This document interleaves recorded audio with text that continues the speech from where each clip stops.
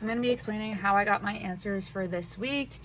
So for the first set of problems, in a random sample, every unit in the population has an equal chance of being selected. In a random sample, the selection of one unit does not affect the selection of any one unit. In a random sample, all combinations are possible. When selecting a sample, the physical representation of the population is known as a sampling frame. A representative sample is one in which important characteristics in the population are mirrored in the sample. The difference between a simple statistic and a population parameter that is due to chance is referred to as a sampling error.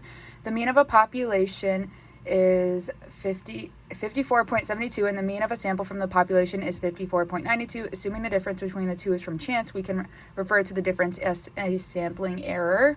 A sampling distribution of sample means is based on taking repeated samples of size n from the same population and plotting the means of the different samples. According to the central limit theorem, the mean of a sampling distribution of sample means will equal the mean of the population from which the samples were drawn.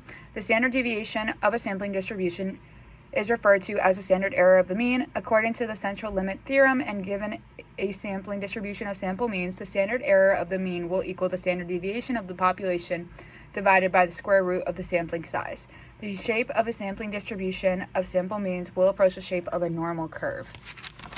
And then for the application problems, the first one, the population has a mean of 24.12. Its standard deviation is 4, and the sample size is 100. So for A, the mean of the sampling distribution is the same as the population mean because the sample size is bigger than 30. So the mean would be the exact same as the population sample, or the population. So it'd be 24.12. And then for part B, you would just use this formula, which is the standard deviation divided by the square root of the sample size. So it would be 4 divided by the square root of 100, which would be 4 divided by 10, and you'd get 0.4. For the second one, the mean of the population is 30, the standard deviation is 6, and the sample size is 225. So the mean, again, would be of the sampling distribution is the same as the population mean because the sample size is bigger than 30. So the mean is 30, just like the population. And for B, you would take the standard deviation, which is 6, divided by the the square root of 225, and that is 0.4. And then for the third one, the mean is 120, the standard deviation is 30, and the sample size is 100. The mean of the sampling distribution is the same as the population mean because the sample size is bigger than 30. So the mean is 120.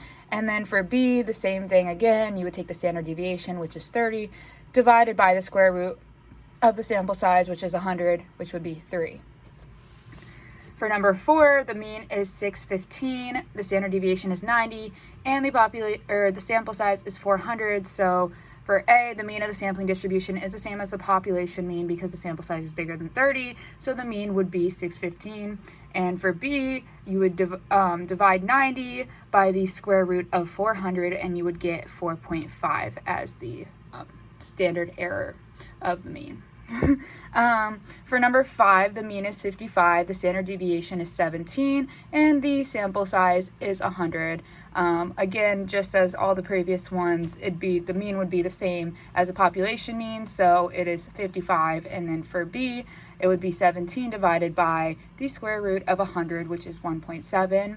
For the coin toss questions, I wrote down the answer, or the amount of heads that I got in each set right there, and the range would be 7. And since the range is so high, there will be a greater chance for error. And then the mean, I found my mean would be 4.8, and I believe that the mean is very on par with my set. Many of my sets are close to 4/5, and there are a couple of outliers, such as the 2 and the 9 that I got, but I believe the mean is a good measure of central tendency for this sample just because I had a lot of 4s and a 5, so I believe that the mean would work well for this set.